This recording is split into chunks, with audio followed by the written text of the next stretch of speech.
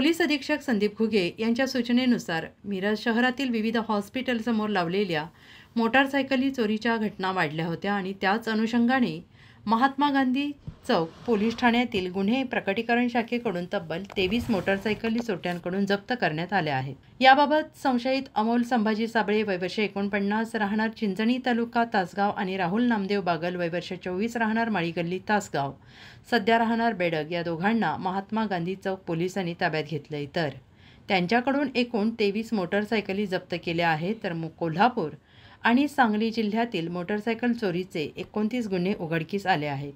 एकूण 6,50,000 रुपयांचा मुद्देमाल पोलिसांनी हस्तगत केला आहे आणि सदरची कारवाई सहाय्यक पोलीस निरीक्षक जयदीप कडेकर यांच्या मार्गदर्शनाखाली गुन्हे प्रकटीकरण शाखेचे उपनिरीक्षक संदीप गुरव, धनंजय चव्हाण, अभिजित धनगर, सुरेश पाटील, विक्रम खोत, विनोद चव्हाण, मोहसिन टीनमेकर, जावेद शेख, बसवराज कुंदगोळ, नानासाहेब चंदनशिवे, अभिजित पाटील, करण परदेशी, कॅप्टन गुंडवाडे यांनी केली आहे। आज महात्मा गांधी पोलीस स्टेशन मिरज उपविभाग या ठिकाणी मोटरसायकल चोरीचा एक चांगला डिटेक्शन झालेला आहे।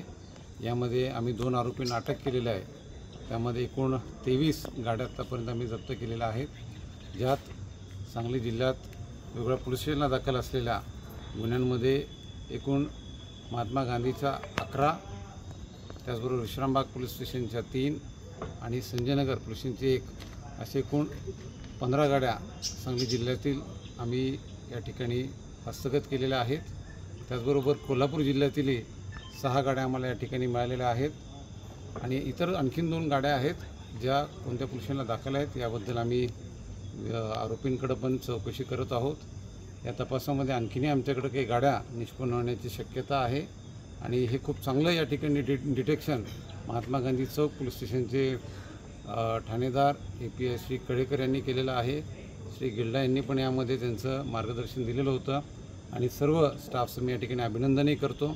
याच पद्धतीनं आणखीनही सांगली जिल्ह्यातील मोटरसायकल उघडकीस येतील याचा मला विश्वास आहे। त्या दृष्टिकोनातून आमचे प्रयत्नही चालू आहेत। मिरज प्रतिनिधी आदिल मकानदार यांच्याकडून।